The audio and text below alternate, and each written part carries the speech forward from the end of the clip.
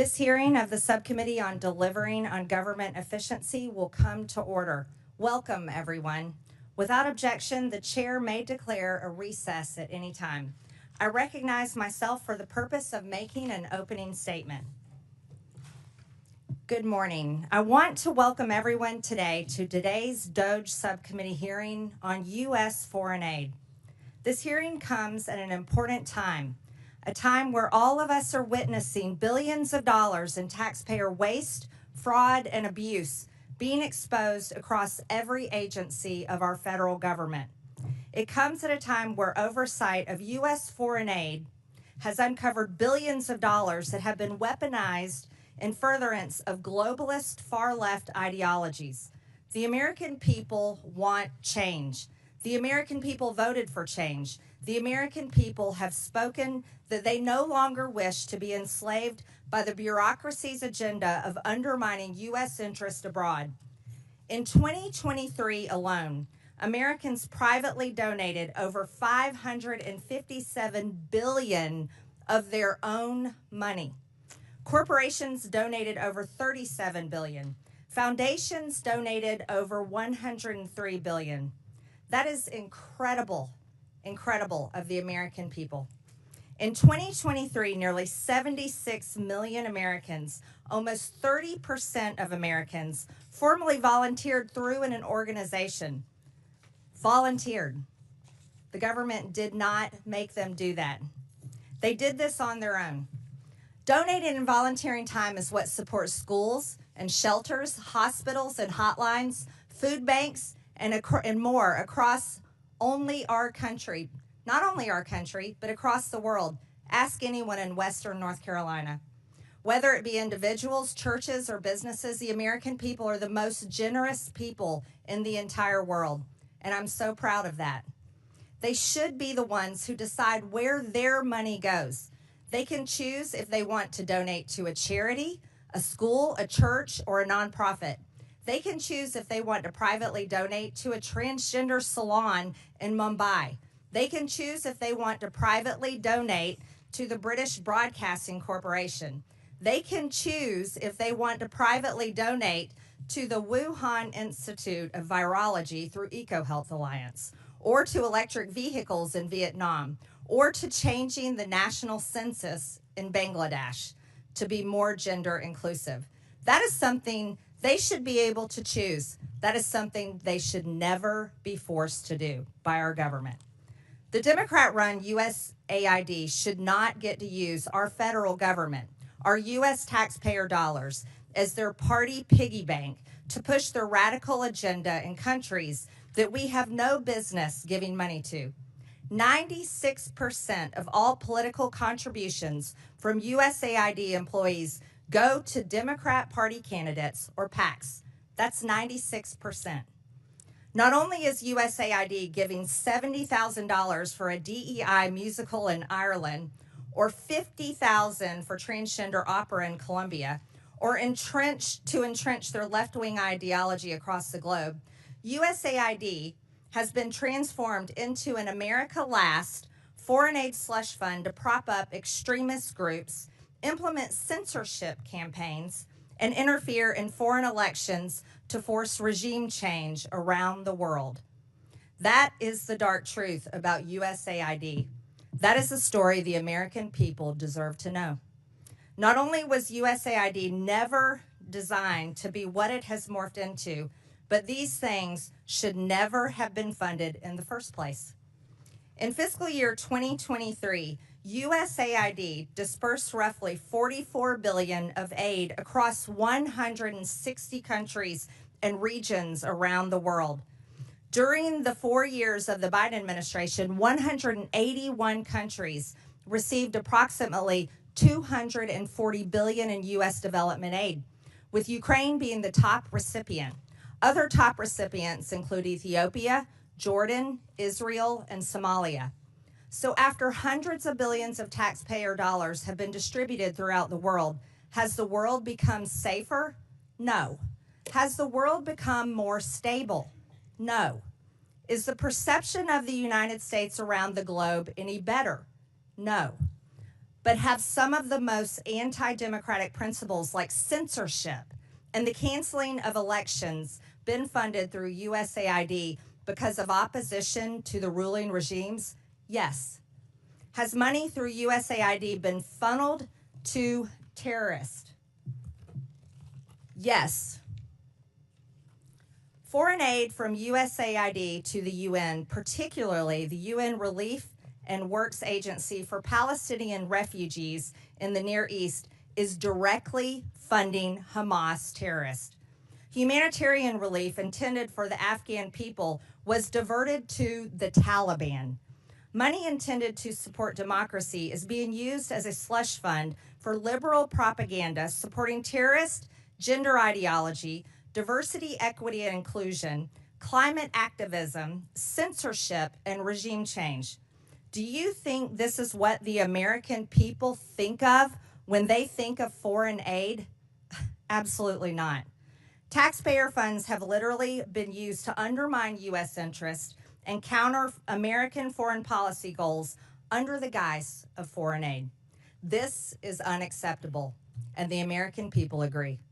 Thankfully, President Trump has taken action to address these issues. The election of President Trump was a clear mandate by the American people that they will no longer tolerate this.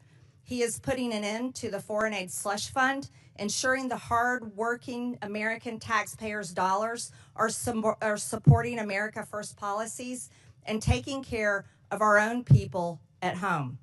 And we will do the same. With that, I now recognize Ranking Member Stansbury for the purpose of making an opening statement. All right, well, good morning, everyone, and welcome to the Elon Musk Chainsaw Massacre, except for this remake of a classic is terrible because it's hurting real people, and its lead character, Mr. Musk, hasn't shown up in front of this committee or Congress at all. We also, of course, call this the subcommittee on DOGE, or Project 2025, as we'll see here during the Q&A. So today, in this hearing on foreign aid, which the GOP has called, you're going to hear all kinds of wild conspiracy theories, accusations, and unfounded data. It's designed to confuse and provide cover for Donald Trump and Elon Musk in their reckless gutting of our foreign aid and our reordering under the Trump administration of international affairs. But before we dive into the details, I want to zoom out and provide some critical context here about why this is happening. So first of all, let's talk about what happened over the last 2 weeks as the administration took an abrupt about-face in international relations after 64 years of USAID and supporting our allies in Europe, turning its back on long-standing allies and now suddenly embracing and enabling U.S. foreign adversaries.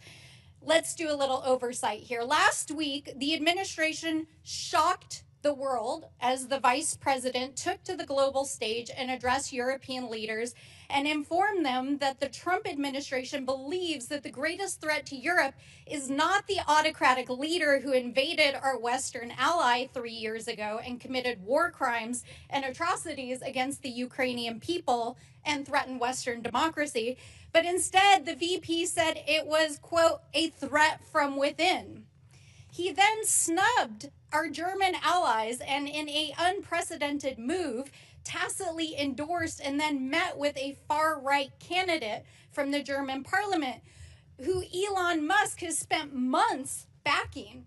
This is a party that is so extreme that even conservatives in Germany will not form a government with them. Then, over the weekend, Donald Trump went on a wild rant on social media, embracing Vladimir Putin and repeating Russian propaganda, trying to rewrite history and falsely claim that Ukraine started a war against its own people. Then, on Monday, Trump had the United States of America vote with Russia, North Korea, and China as 4 of the only 8 countries in the world voting in the UN against a resolution supporting Ukraine and affirming Ukraine's sovereignty. When you think about what this means in the context of American history, it's truly astonishing.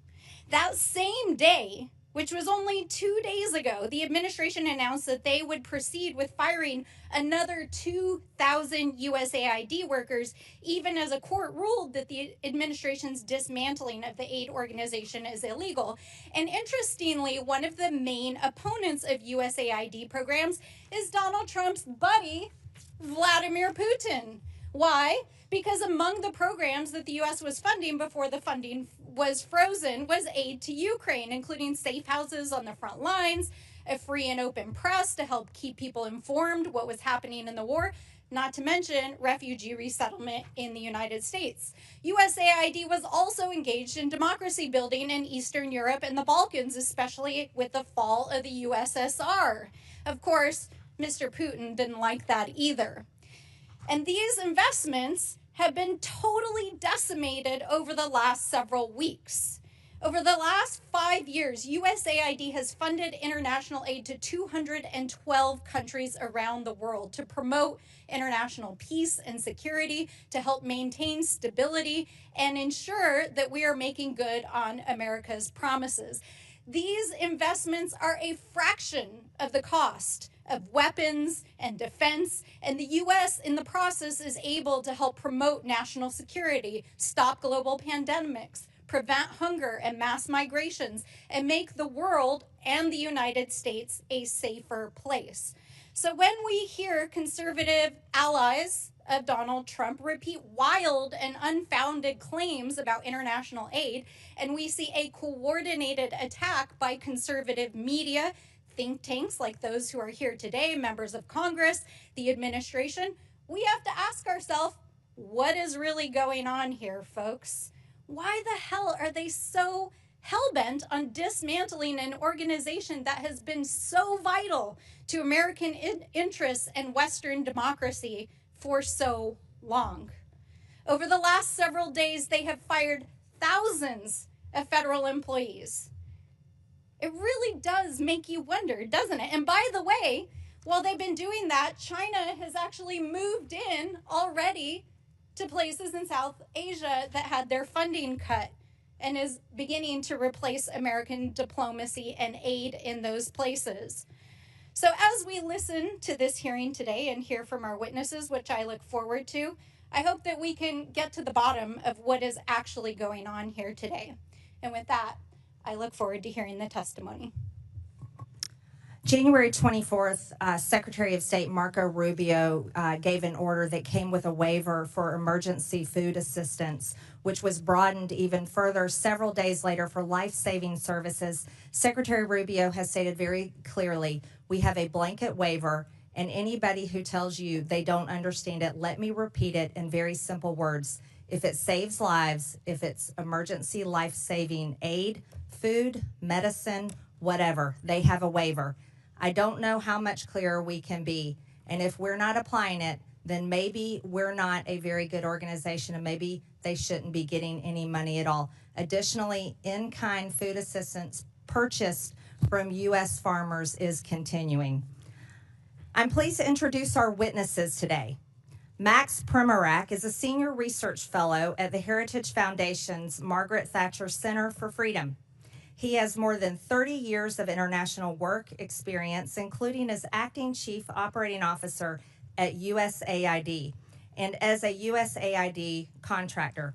From 2018 to 2019, he was an administration envoy to Iraq, overseeing a $400 million genocide recovery initiative to facilitate returns of Christians and other persecuted religious minorities.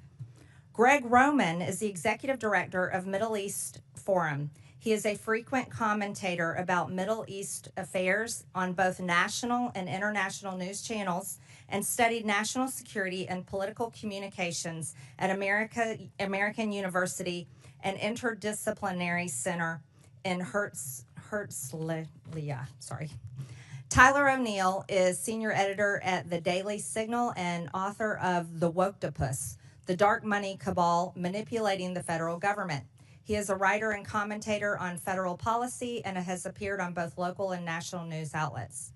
Finally, Noam Unger is the Director of Sustainable Development and Resilience Initiative at the Center for Strategic International Studies and a Senior Fellow with the Project on Prosperity and Development.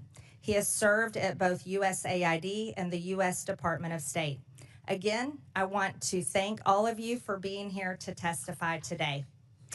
Pursuant to Committee Rule 9G, the witnesses will please stand and raise their right hand. Do you solemnly swear or affirm that the testimony that you are about to give is the truth, the whole truth, and nothing but the truth, so help you God? Let the record show that the witnesses answered in the affirmative. Thank you. You may take a seat. We appreciate you being here today and look forward to your testimony. Let me remind the witnesses that we will have read your written statement and it will appear in full in the hearing record. Please limit your oral statement to 5 minutes. As a reminder, please press the button on the microphone in front of you so that it is on and the members can hear you. When you begin to speak, the light in front of you will turn green. After 4 minutes, the light will turn yellow. When the red light comes on, your 5 minutes have expired, and we would ask that you please wrap up. I now recognize Max Primorac for his opening statement. Madam Chairman, thank you for this opportunity to testify before this very important subcommittee. The views I express here today are my own. Over the past few weeks, indeed, we have been treated to a daily litany of examples of waste, fraud, and abuse of taxpayer-funded foreign aid. USAID and the State Department used foreign aid as a global platform to push radical and even obscene ideas that have shocked and angered the American people. One cannot help but ask, was there anyone in the room raising their hand to say, this is not a good idea? This might cost us our bipartisan support in Congress. We might lose the trust of the American people. Yes, foreign aid should be a tool to advance our national security interests. In the past, it did. Today, it does not. Frankly, it has been doing harm. While spending more on aid, there is more world poverty and hunger today, more political instability, and developing countries are more beholden to our adversaries. At USAID, I co-chaired an interagency working group that put all aid projects through a counter-China lens. That was dismantled. Instead, the Biden administration wasted billions of dollars on a global green agenda that forced poor countries to rely on China for their energy needs. These countries sought more trade with and investment from the United States to bind our countries closer together. Instead, they got transgender, diversity, and abortion programs that have alienated billions of people. Despite what we hear in the media, there is no linkage between how we do aid and our national security.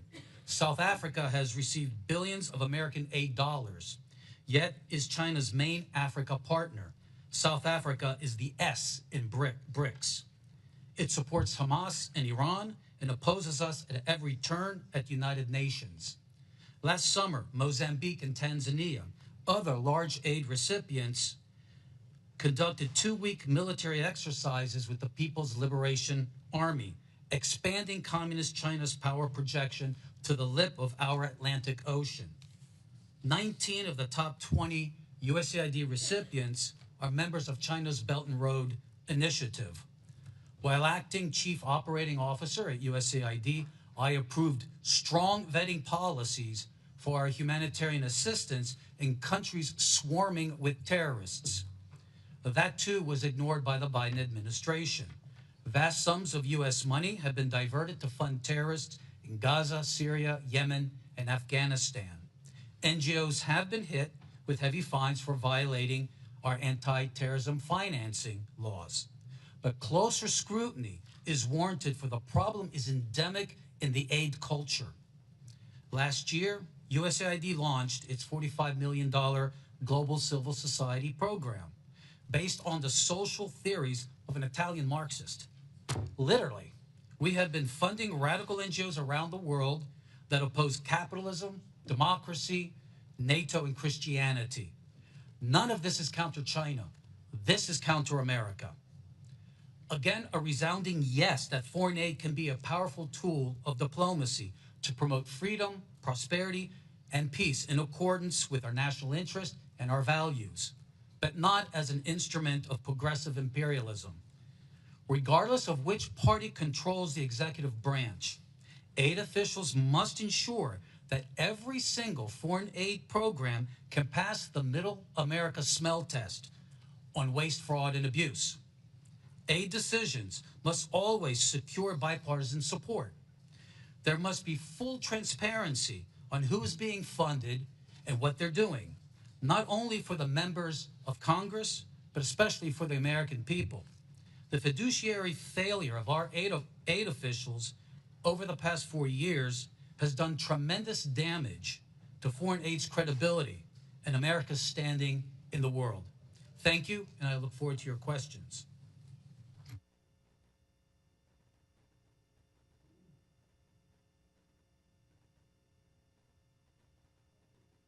Thank you. I now recognize Gregg Roman for his opening statement. Madam Chairman, ranking member, and distinguished members of this committee, thank you for the opportunity to speak today. My name is Gregg Roman, Director of the Middle East Forum, and I'm here because there's a fox loose in the henhouse of our foreign aid system, a system intended to uplift lives abroad that instead has funneled millions of taxpayer dollars to radical and terrorist-linked organizations. If we don't fix these fences now, we risk fueling violence against our allies, our troops, and potentially ourselves. Let me be clear. This is a problem that began under the Obama administration and was exacerbated under the Biden administration. It's a problem that has been brewing across both of these 12 years of governance by a bureaucracy so insulated it can't always tell teachers from terrorists. The result is moral confusion among grant officers who unwittingly, and in some cases, may intentionally bankroll extremist causes. At the Middle East Forum for the last 12 years, we've engaged in oversight over all public spending relating to foreign aid, specifically those relating to Middle East and Islamist causes. And we have identified over $122 million, which has ended up supporting radical organizations or even directly bankrolling organizations which are considered to be terrorists by the U.S. government. That's not pocket change, that's a jackpot for the wrong crowd. In terms of our specific findings, World Vision. Over the past 2 decades, this major evangelical NGO has received nearly $2 billion from USAID. But in 2014, World Vision facilitated a $125,000 grant to the Islamic Relief Agency, an entity linked to Al-Qaeda. Even after a whistleblower raised red flags, USAID rammed through the funding, pressured by World Vision, Sudanese warlords, and even U.S. officials who lobbied to delist the terror organization. Helping Hand Relief and Development. In 2023, only 2 years ago, it received a $78,000 grant from USAID, despite openly working with the terrorists who orchestrated the 2008 Mumbai massacre in India.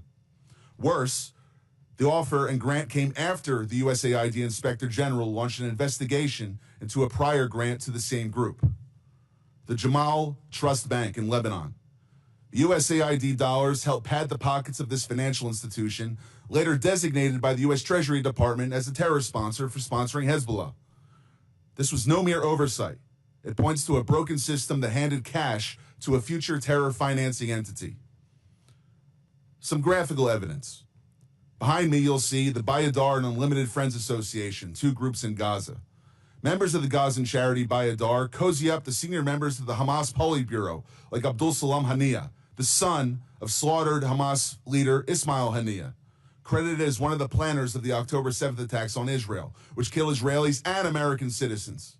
Meanwhile, UFA officials have called for their lands to be cleansed from the so-called, quote, impurity of the Jews. You'll see behind me 4 images which don't just show members of Bayadar and UFA associating with members of Hamas, but also USAID officials, employees of the U.S. government, receiving awards because of their cooperation with these 2 Hamas-linked entities. You even have a Facebook post from a few years ago, which is the USAID office in Jerusalem celebrating their relationship with a Hamas entity. I can't find anything more disgusting. And as the ranking member said, we're looking for evidence. This is not a conspiracy. This is a U.S. government communication. Lastly, masking the money trail. Billions of dollars in USAID grants are lumped under miscellaneous foreign awardees, making it impossible for Congress, the media, or the public to track who's really getting the funds. According to public testimony in another hearing in this Congress, a portion of this money has ended up in the hands of al-Qaeda affiliates in Syria. How does this happen? The oversight conducted by USAID is as weak as a house of cards in a windstorm, like handing out cash in a dark alley and hoping it doesn't buy trouble. USAID's vetting system is archaic, relying heavily on self-reported data with no real-time checks or teeth. Primary grantees are entrusted to vet their own subcontractors, even when those grantees themselves might sympathize with radical causes. In places like Gaza or Sudan, groups with blatant extremist affiliations slip through because the so-called gatekeepers have no incentive or even an ideological desire to shut them out. This isn't a glitch. It's a feature of a broken system. And here's the kicker. It's a problem caused by bureaucrats now threatening American interests at home and abroad. It's not just about fraud, waste, and abuse. This is a threat to American national security and potentially criminal, and this committee should take action to ensure that the Department of Justice acts on it and does everything in Congress's power to not just investigate, but refer criminal actions to the proper authorities. Thank you. Thank you, Mr. Roman. I now recognize Tyler O'Neill for his opening statement. Chairwoman Green, members of the subcommittee, the last few weeks have featured revelation after revelation of how our tax dollars have been spent propping up radical left-wing causes across the world. Yet what struck me about the abuse of foreign aid has been the connections with leftist activists here at home. As a senior editor at the Daily Signal, I researched the left's dark money network, which propped up the influence campaign I expose in my book, The Woktopus. I found that leftist elites prop up NGOs that staffed and advised the Biden administration, pushing unpopular policies on the American people through the bureaucracy. In my remarks, I will present 3 examples of how the left's dark money network intersects with just one agency focused on foreign aid, the U.S. Agency for International Development. The views I will express in this testimony are my own. The left's dark money network features George Soros and his Open Society Foundations, the Tides Foundation, and the network of nonprofits established by Arabella Advisors. Right here. These groups, which you can see on this chart, funnel cash to DEI, transgender, and climate alarmist causes, divisive issues that the Biden administration prioritized over addressing the concrete needs of the American people. The left's dark money network has deep ties to USAID, which has rightly received renewed scrutiny under DOGE and after Elon Musk shined a light on it. While the Open Society Foundations has stated that it does not receive funds from USAID or direct USAID's spending, the Soros-founded nonprofit has a long history with USAID. In 2001, the Soros Foundations Network, which became Open Society, listed USAID among its donor partners. Open Society and USAID have jointly funded the Organized Crime and Corruption Reporting Project, a news outlet that attacked conservatives for, you guessed it, criticizing Soros. Open Society and USAID also jointly fund the East-West Management Institute. Among other things, the institute launched court changes in Albania that critics allege resulted in the prosecution of Albanian opposition leader Sali Berisha, silencing the opponent of the country's socialist prime minister. Open Society has hired at least 5 former USAID staff, including at least 1 high-level official who worked at USAID providing services amid political transitions in foreign countries. Former USAID Administrator Samantha Power met at least twice with Open Society leaders. USAID has directly funded a different organization in the left's dark money network, the Tides Center. The agency has awarded more than $27 million in grants to the center. You'll find the Tides Foundation right here. The Tide Center has funded many of the leftist groups that influence the Biden administration, and it also operates its own in-house nonprofit called Palestine Legal, which represents anti-Israel rioters in court and gives them legal advice. Former USAID staff have also gone on to work for Arabella Advisors, which is a for-profit company that set up pass-through nonprofits. These groups allow donors to support specific projects without being associated with these projects. One of the nonprofits, New Venture Fund, set up a secretive group called Governing for Impact. Even though Governing for Impact had existed for barely 2 years and did not appear in a Google search at the time, its leaders met with and advised top staff in the Biden administration, executive-level bureaucrats who oversaw the vast federal bureaucracy. Leaders of the Rockefeller Foundation, another funder in the left's dark money network, previously held roles at USAID, including the former administrator, who now serves as the foundation's president.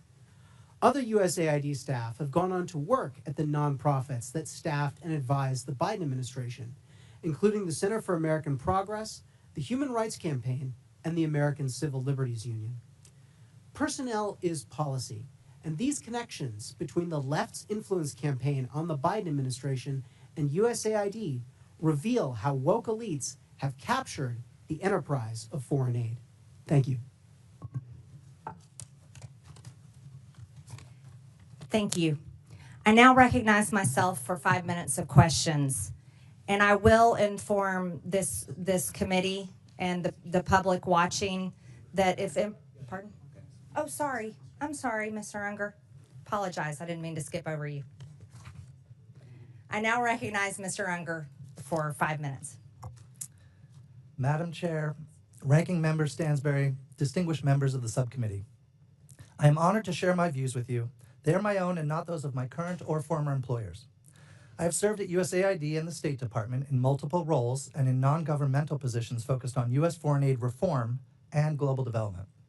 My government service took place during the administrations of Presidents George W. Bush, Barack Obama, and Donald Trump. Every U.S. administration since World War II has wanted to shape foreign aid in line with its goals.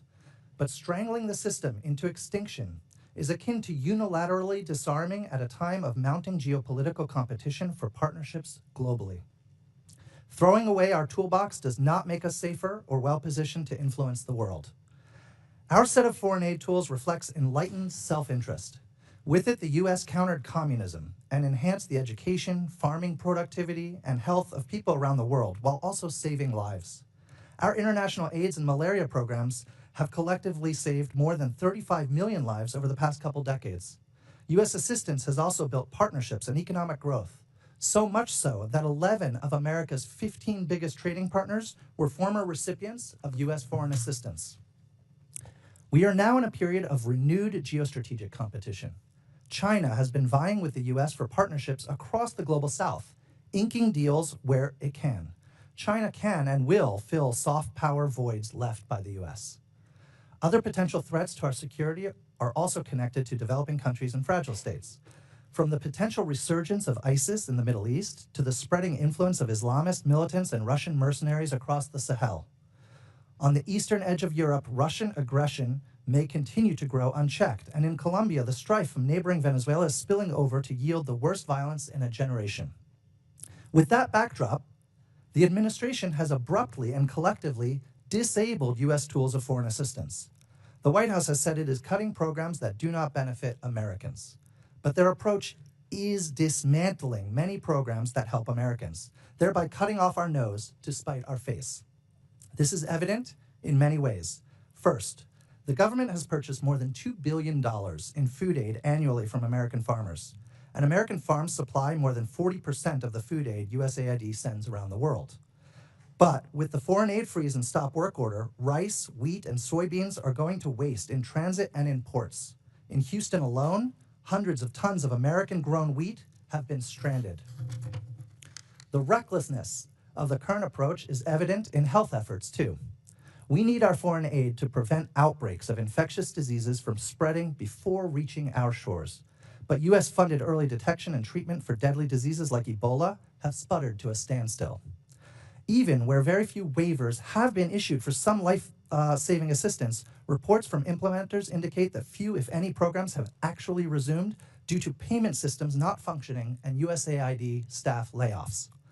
It is also counterproductive to eviscerate programs focused on other transnational concerns, ranging from conflict and corruption to migration and the trafficking of people and drugs. This unserious review process is additionally causing our government to be tied up in court cases that may drag on for years and prove costly in connection to broken contracts and potential violations of law.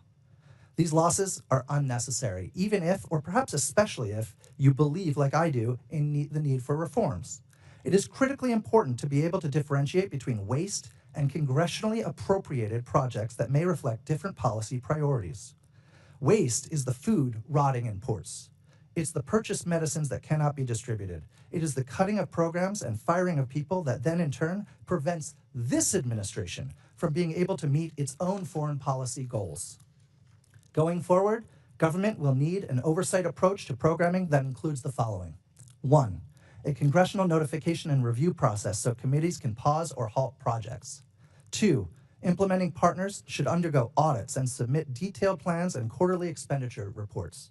3, in highly insecure contexts, there should be a vetting of key program staff against classified counterterror databases before U.S. dollars are spent. And 4, an inspector general should be empowered to conduct investigations and other activities to help identify, prevent, and punish any proven misuse of taxpayer funding.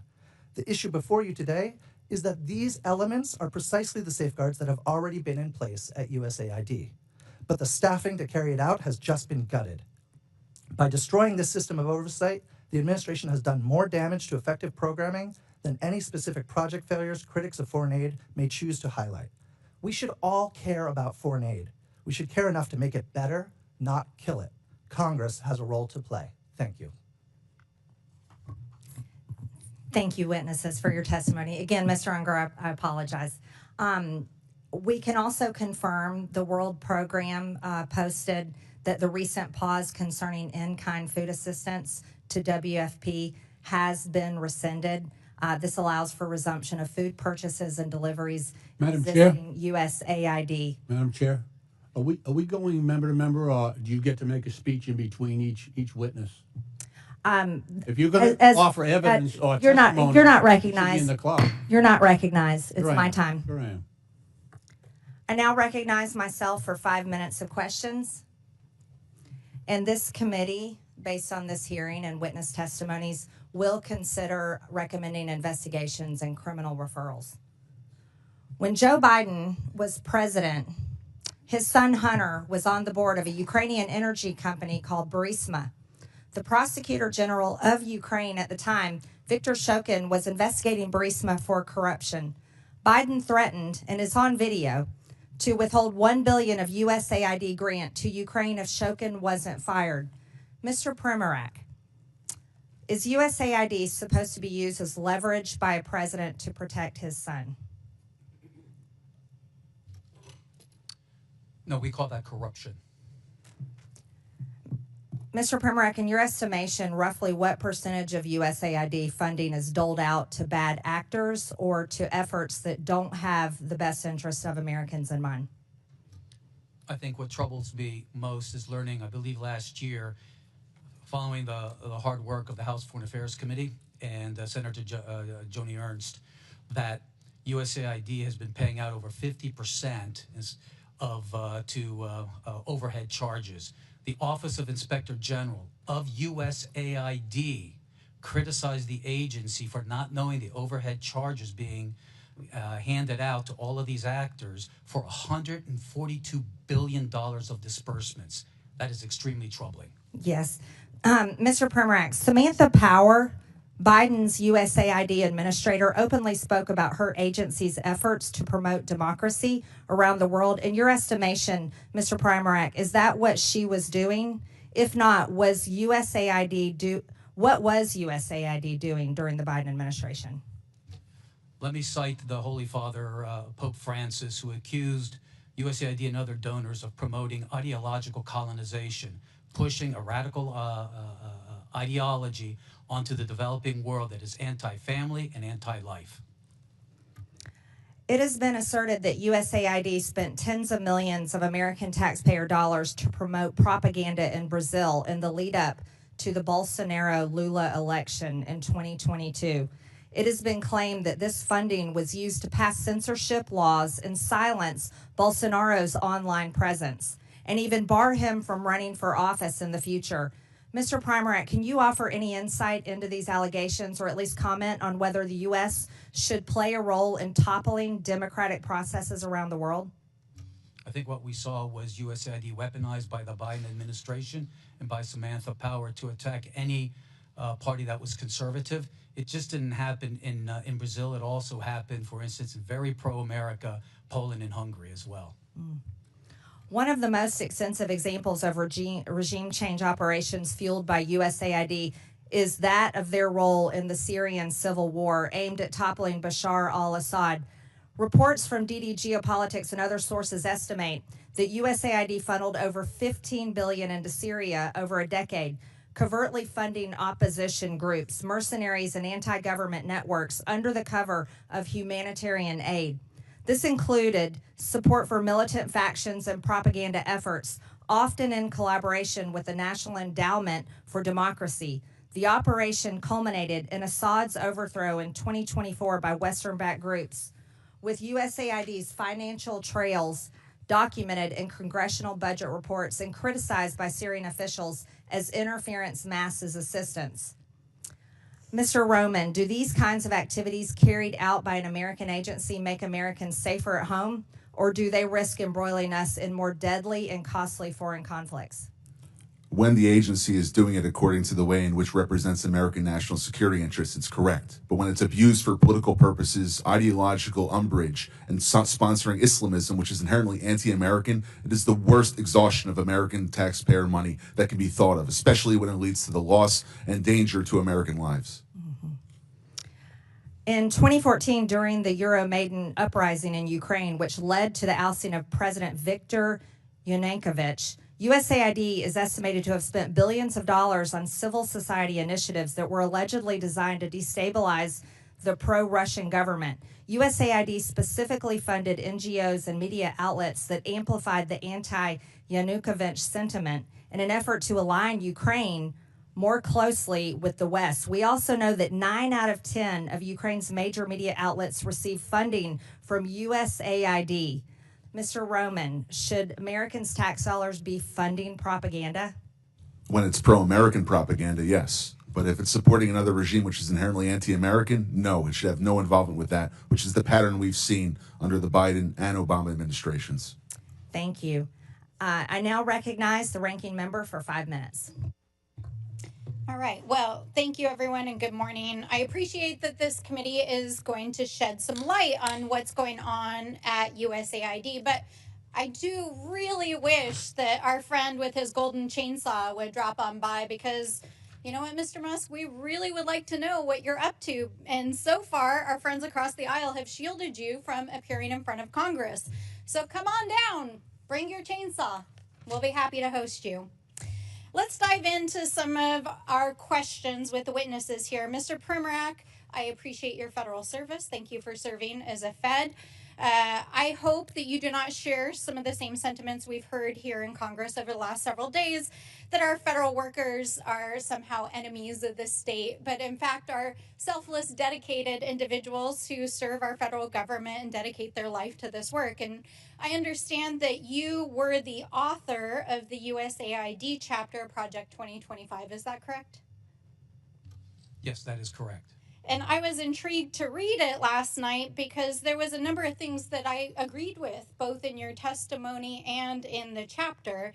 In fact, some of the things that I agreed about are that U.S. foreign aid is a powerful tool, that it should align with national security interests, that we should not be empowering foreign adversaries. And I, too, am also deeply concerned about autocratic regimes like our adversaries in China, who are aggressively investing in soft power at the expense of the United States. And I also agree strongly with all the witnesses that we need reforms to our foreign aid, that we need more oversight, vetting, auditing, and inspection of what is going on. However, and I recognize that Mr. Primorac, you didn't really touch on this in your oral testimony here today. I was surprised that in Project 2025 and some of your other statements that one of the primary areas that you really have disagreed with the foreign aid that has happened under other administrations is in the areas specifically of climate change, LGBTQ rights issues, and promoting diversity and DEI. Is that correct? Yes. Yes. And although you did not testify as much today here about these issues, I want to just make sure you do believe in climate change, correct?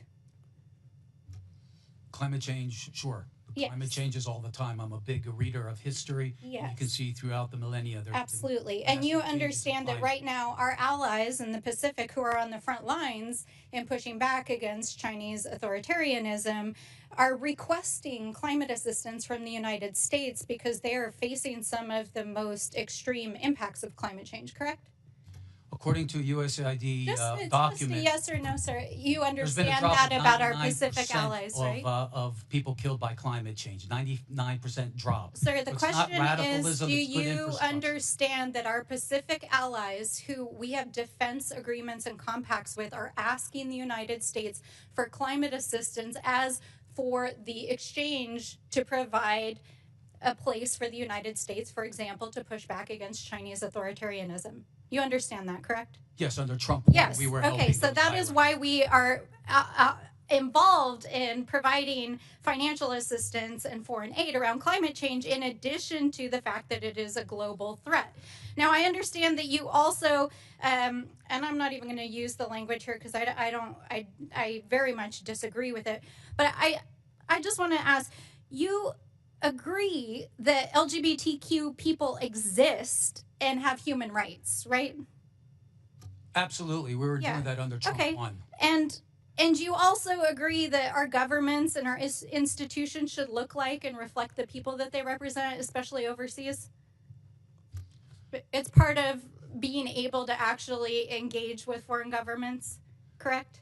If we want to do counter China, there's nothing more that has I'm alienated asking billions you a of very people than pushing straightforward an question. ideology that they resent. Okay. Well, I see that you're not interested in engaging in the conversation. And while we can agree to disagree, I'll take this as a difference in values, maybe worldview.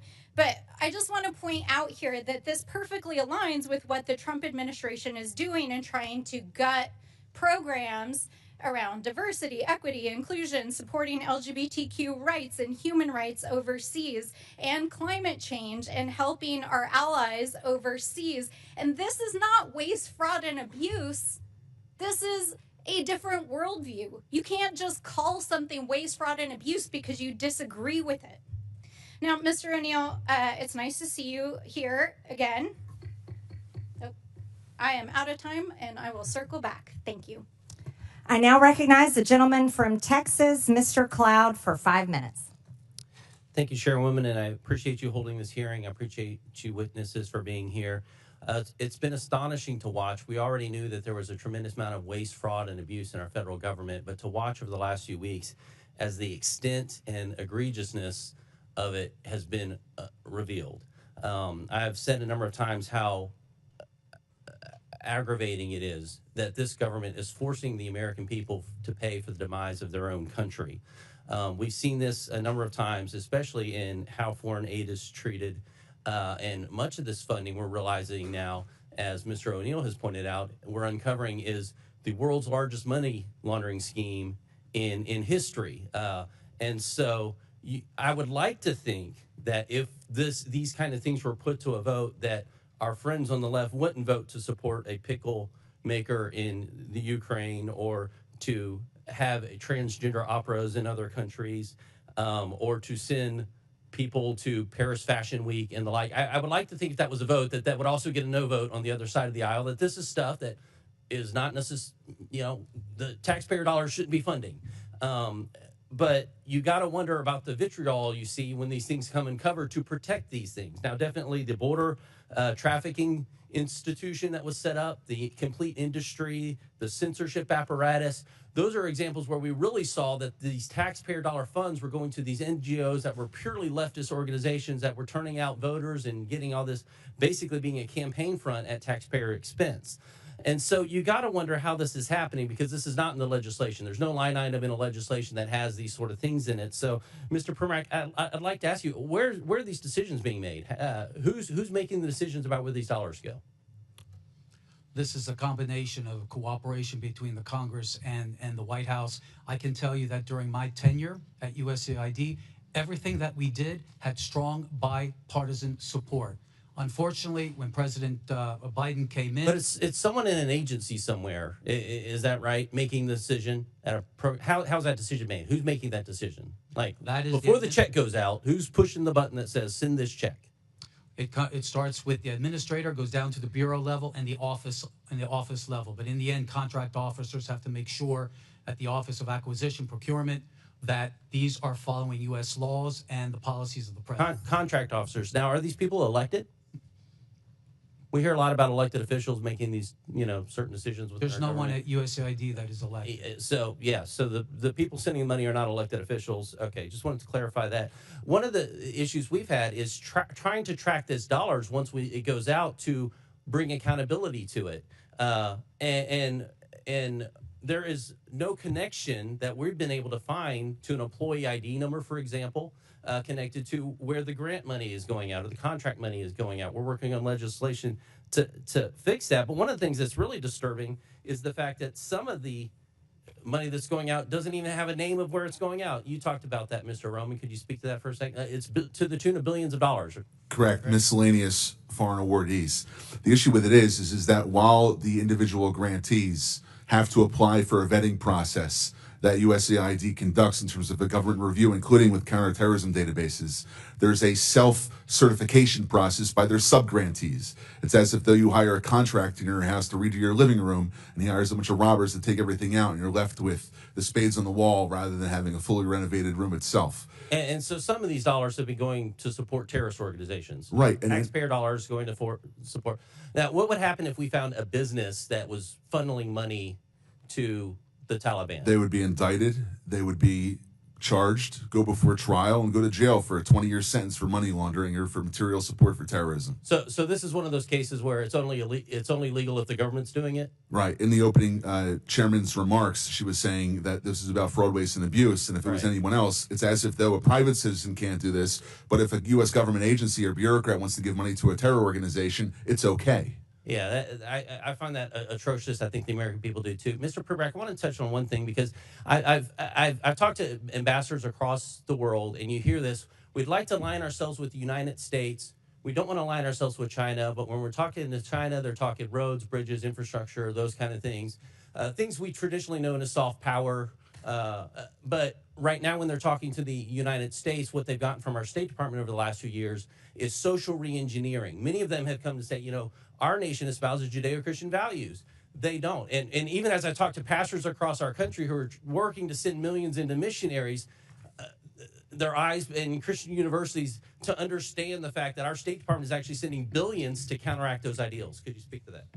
You can quickly answer, and we have to move on. I've spoken to many foreign African officials, for example. When they're meeting with Mr. Blinken, they were ready to talk counter-genocide. Instead, they got to social reengineering. Okay. I now recognize the gentleman from Massachusetts, Mr. Lynch, for 5 minutes. Thank you, Madam Chair. First of all, I want to thank the witnesses for helping the committee with its work.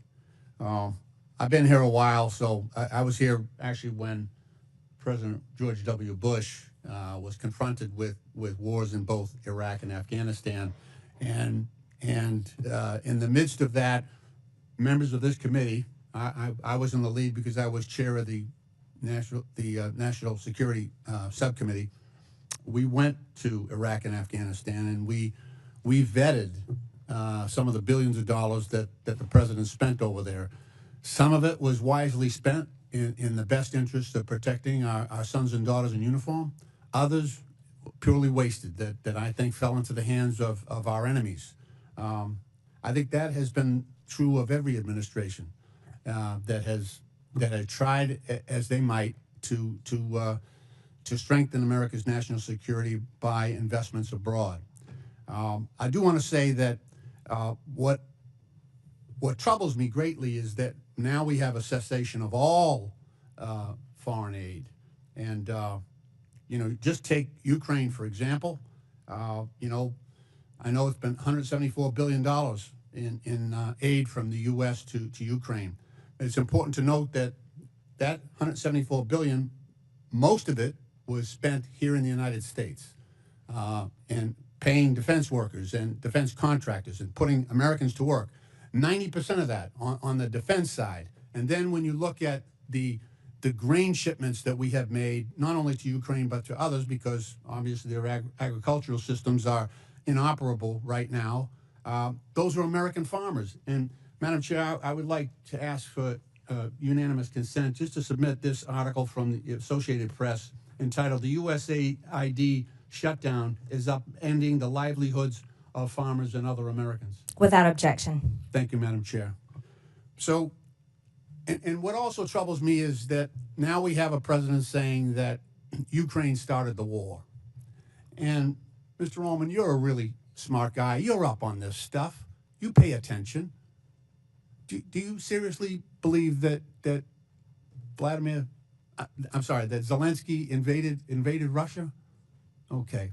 No, sir. Okay. I'm just happy to hear you say that. I expected that, but look, members on this committee, some are new, so some weren't there, but we all sat in classified briefings for months where our defense and intelligence personnel would brief us and say, okay, this week Vladimir Putin is moving his armored divisions from Vladivostok in eastern Russia 4,000 miles and positioning them in front of the Ukraine border, anticipating an invasion. And then, afterwards, after the invasion, actually 2020, I think it was, Putin took credit, said, I ordered the special operation against Ukraine. And yet, we have a president saying the opposite. He's saying that Ukraine invaded Russia. They started the war. And it's just, to restate Mr. Primorac's question, was there one Republican in the room that raised their hand and said, no, Mr. President, that is a lie. That is false. I didn't hear anything. Not one of my colleagues corrected the president and stood up to him and said, no, Mr. President. No, Mr. President. It was Russia. It was Russia that started that war. They invaded Ukraine. And it's right for the U.S. to stand with Ukraine and their people. I didn't hear any of that. That's what troubles me. I had instances where I agreed with George W. Bush on some things. And I had plenty that I disagreed with. But, that's Congress's role here. That's our job, to call out the truth to power. And so this idea that all foreign aid should be suspended is an attack on common sense. It's an attack on American national security for this country, and we should be more careful. I agree. Let's look at the areas where we're spending foreign aid in an area and in a way that is good for U.S. national security, and let's get rid of the stuff. Some of it you've already pointed out that it is not in our central interest. That's a good process that I would like to engage in. Thank you, Madam Chair. I yield back. I now recognize the gentleman from South Carolina, Mr. Timmons, for 5 minutes. Thank you, Madam Chair. My colleagues across the aisle are quick to judge the actions of this president in the early days of his administration. But I didn't hear any loud voices from across the aisle when President Biden, who was clearly experiencing severe cognitive decline, ran this country. I don't even know who was running the country. I don't know who was making the decisions. I don't know how those decisions were being formed and who was signing the executive orders he was engaging in. So it's just very rich that I'm hearing all of these concerns about President Trump's efforts to negotiate peace in Ukraine and the manner in which he's going about it. And I hate it, but I think I have to set the record straight, because President Trump and his team went to Munich to the security conference just weeks ago, and they were engaged in diplomacy. They were trying to create an opportunity for the United States to have a financial and economic interest in the future of Ukraine. And that was through a minerals deal. The U.S. has a strategic interest in having a long-term supply chain for rare earth minerals. And so President Trump said, we can get on board with this. Let's do this. It might not be the NATO membership that they want, but it's a close second. And so your concern is related to those conversations, because Zelensky originally said, yes, let's do it. That sounds like a good deal. And then within 24 hours, he backtracked. He did a 180. And he actually started disparaging President Trump. And he was disparaging the administration. So, yeah, President Trump said some things and tried to create pressure to then bring Zelensky back to the table. Whoa, guess what? Guess who's on the way to Washington to sign the minerals deal? So I get it that my colleagues across the aisle want to throw stones at everything that President Trump does. My favorite was when President Trump was engaging with Canada and Mexico, and the Democrats didn't even have time to throw stones at his attempt to bring them to the table, secure their side of the border, because it only took them 4 or 5 hours to come to the table. The articles hadn't even gone to print yet. So, look, President Trump is going to negotiate peace in Ukraine. He's going to bring all of our hostages home in Gaza, and he has deserved the leeway. Now to the issue at hand, USAID. 77 million people voted for President Trump because we are out of balance. The Biden administration, whoever was running the show, engaged in ridiculous policies that the American people disagree with, whether it's with DEI or trans policies, whatever it is. We're turning the page, and we're not going to abdicate our leadership in the global community. We're going to hit reset, because we are so out of balance that all we can do is go to zero and then build back. Because we're not going to spend $2 million on sex changes in Guatemala or $32,000 for a transgender comic book in Peru. These are ridiculous policies that the American people have overwhelmingly said they do not want. So, Mr. Roman, to the issue at hand. How do we make sure when we get our foreign aid back running that we don't give money to terrorists? That's a great question. So there's 4 recommendations that I would offer. The first is no more miscellaneous listings, as we had heard from the gentleman before. We have to use public vetting processes that require complete transparency, encourage independent audits, and mandate strict screening. Why did we not have transparency before? I have, for the last 18 months, been trying to get information about a grant made to what we believe is a Hamas affiliate, and the Freedom of Information Act Department, or the Freedom of Information Officer at USAID, has stonewalled me for the last year and a half. And this goes back all the way to 2015. It's as if bureaucrats think they know better. Bureaucrats think they know better. Guess what? We're going to create transparency across all of government. And that is what President Trump is doing through Elon Musk. Elon Musk has been asked by the president to serve. And he is going to bring transparency, not just to USAID, to every single nook and cranny of the government, because that is what the American people want. And it's 2025. We have the ability to do that. Mr. Roman, continue. What else can we do to make sure? I'll go quick. I know we're limited. Stronger accountability mechanisms, clawback provisions, stiff penalties for misuse, criminal investigations if you go towards the terrorism financing. The State Department, under Secretary Rubio's review, must have a roadmap for better oversight. And lastly, the legislature must give teeth to its funding bills. We have to be able to have robust penalties, transparency mandates, and real-time oversight tools, rather than waiting 3 years to get reports from contractors when they've already committed the violation past the statute of limitations. I'm out of time. We all know sunlight is the best disinfectant, and that's the path forward. With that, Madam Chair, I yield back. Thank you. A member of the public audience made an obscene gesture. It was caught on camera to a member of Congress. I would like to remind everyone in the hearing room to follow the rules of decorum. Capitol Police will now remove the offender, and I expect members of the audience to maintain decorum. we'll take a pause for a brief moment.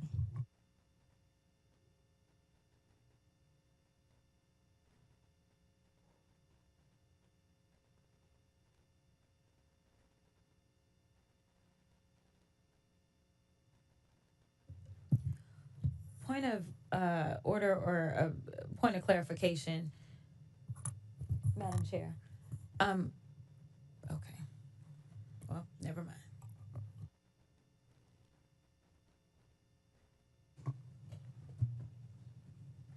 Do you have a parliamentary inquiry? No.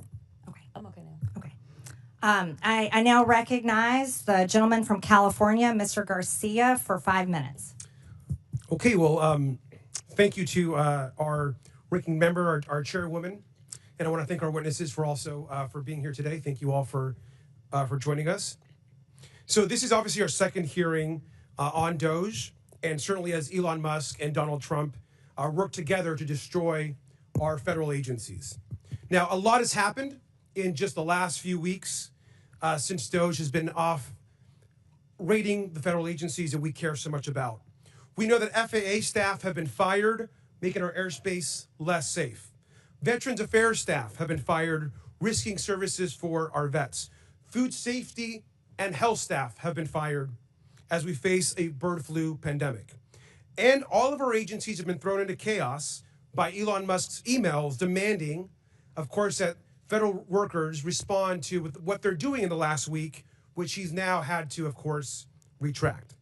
Now, we're here today to discuss Elon's attack on foreign aid, which has been severe. And I want to also bring, again, this is a pic of co-president Elon Musk, who, of course, is leading DOGE. And I brought this pic, of course, to our last hearing.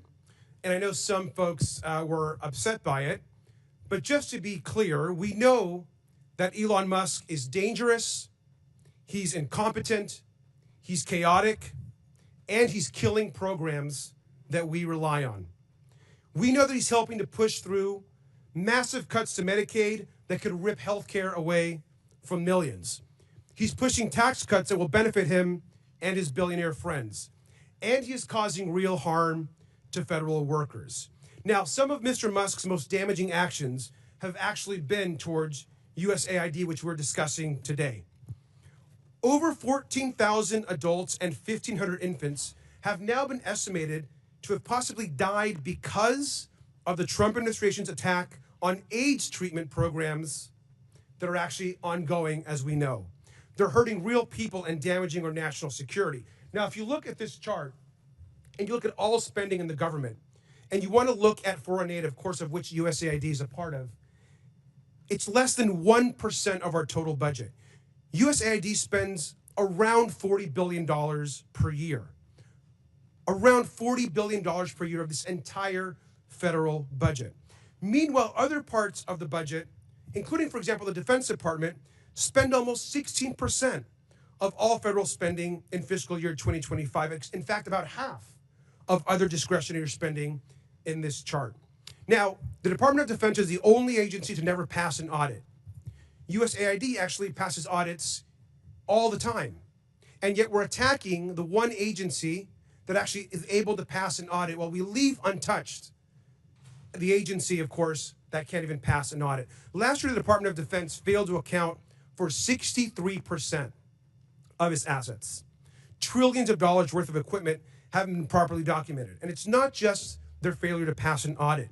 I want to just quickly ask about some key programs that are over budget and behind schedule. This, of course, we know here is the F-35 fighter jet. Will cost us $2 trillion over the course of its life cycle. These planes are often delivered late. They often cannot fly. And right now, we know that the F-35 is $183 billion over budget. Mr. Unger, which is more, the $183 billion cost overrun of the F-35 or the entire USAID budget? The former that you mentioned, sir. And this is the Littoral Combat Ship. The Navy, by the way, thinks this is basically useless in actual combat. Could have a lifetime cost of over $100 billion, according to ProPublica. Mr. Unger, that's also way more than the entire USAID budget, is that right? Yes, way more. Thank you. And I also want to just ask you about the Central Intercontinental the Central Intercontinental Ballistic Missile Program, which has seen its costs soar over 81% during its program cycle. It costs $141 billion with cost overruns and soaring program cost. Mr. Unger, you know what I'm going to ask you, but is $141 billion more than the entire USAID budget? Absolutely. Mr. Unger, Elon Musk and his companies have received about almost $40 billion in government contracts, loans, subsidies, and tax credits. That amount, that roughly $40 billion, is basically enough to run USAID for an entire year. Is that correct, Mr. Unger? That is correct for USAID's budget and the programs that it manages. The majority isn't talking about Elon Musk programs or asking them here to testify. They're attacking USAID and are supporting a billionaire who gets richer every single day. We got to push back every single time. And with that, I yield back. I now recognize the gentleman from Tennessee, Mr. Burchett, for 5 minutes. Thank you, Chair Lady. Mr. Roman, are you aware that we are sending $40 million a week to the Taliban? Yes, sir. Can you name other instances of foreign aid going to terrorist organizations? We have assisted al-Shabaab in Somalia. There's been instances of the Hamzi network in Sudan, Hamas, Islamic Jihad, Hezbollah, Kataib al-Hezbollah, Hayat Tahrir al-Shams in Syria. Dozens of terror organizations have received indirect assistance from U.S. foreign aid. Could you elaborate a little bit on the mechanisms in place that are to stop foreign aid from going to terrorist groups, and why are they not working if we have any in place? Sure. And I would note that these are, you notice these are terrorist weaponry. You see some AKs, SKSs, some snipers, some clips, some clip carriers, probably made in China, and I believe these are small landmines here beside right there. Let's use Gaza as our case study. $2.1 billion in American taxpayers' money to Gaza since October 7th when Hamas invaded southern Israel. USAID money was going in terms of an emergency use authorization to try to go to parties that USAID formerly had a relationship with in the Gaza Strip.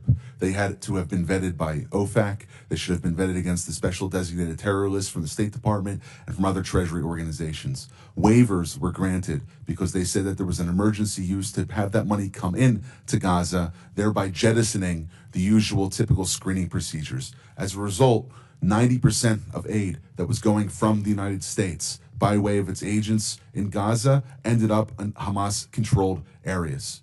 And this is ridiculous.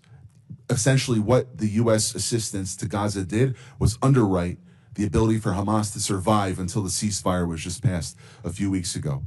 There was no strategic thought for it, and there was no screening.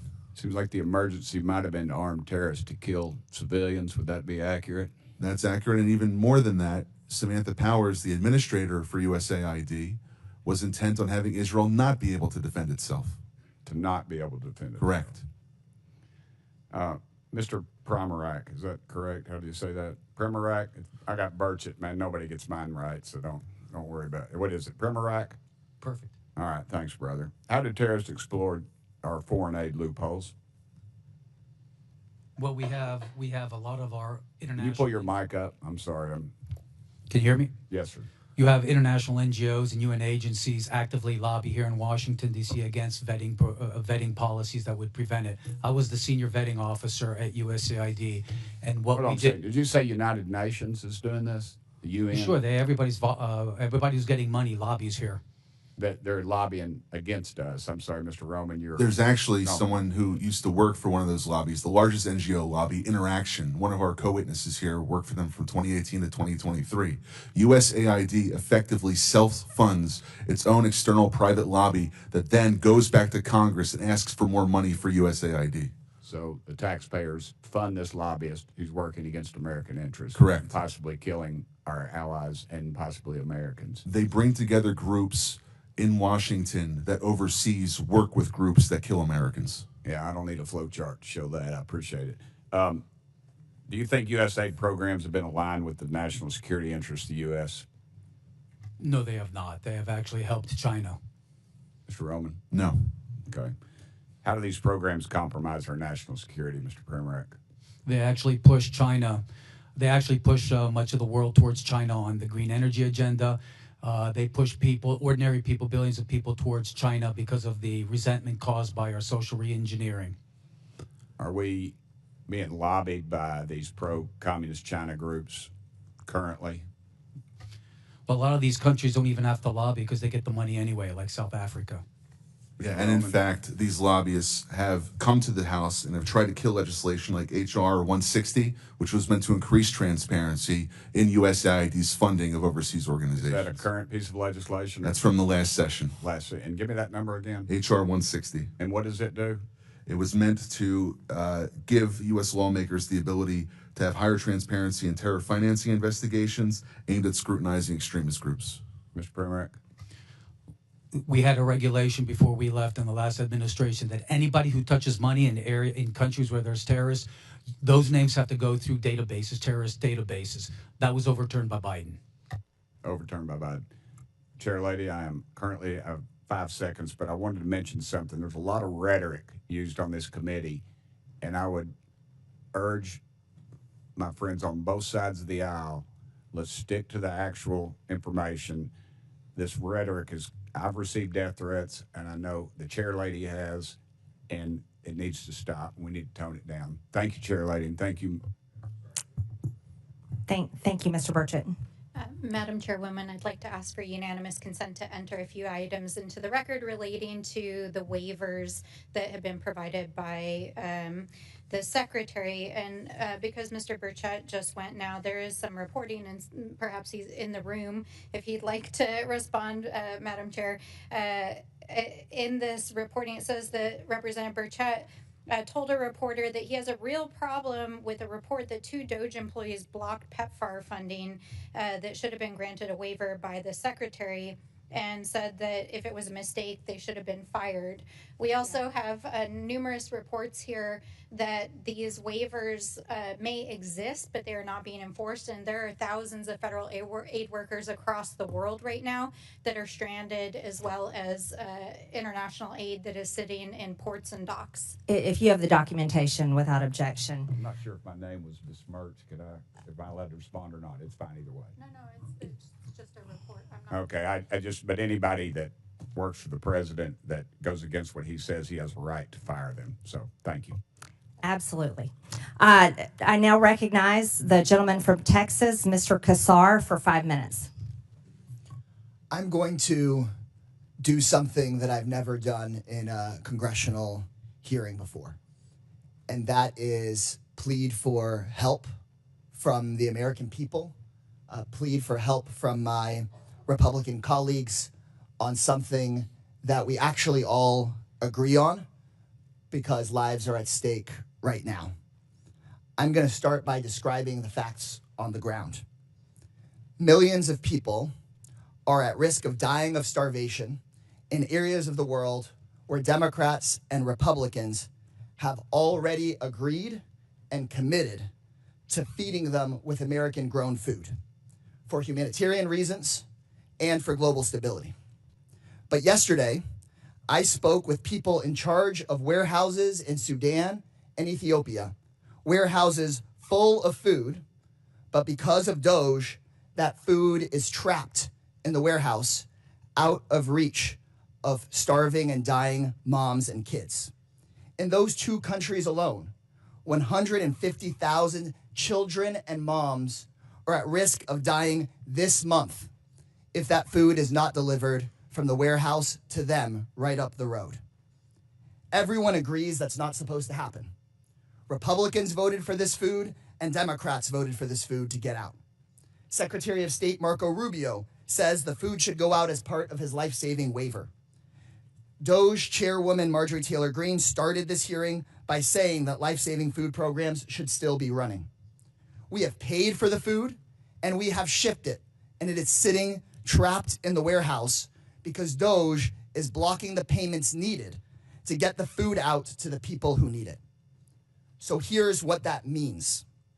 It means that kids are dying, and more will die tomorrow, of severe acute malnutrition. If you want nightmares, just Google severe acute malnutrition and look at the photos. The way that healthcare workers determine if a kid is dying of this is they measure their bicep. And if their bicep is less than 4.5 inches around, then that means you could die of starvation tomorrow. Think of a kid's arm fitting through this hole. Think of your kid's arm fitting through this hole. These kids could die tomorrow. You've heard today about the waiver for life-saving humanitarian assistance, and all I'm asking is for Rubio's waiver to be made real. People watching at home, you can do something about this. I know many of these hearings are live on Fox News. I'm a Democrat. For many of the people watching, you may not agree with me on many issues, but I think we can all agree that this food needs to get out of the warehouse and to these kids.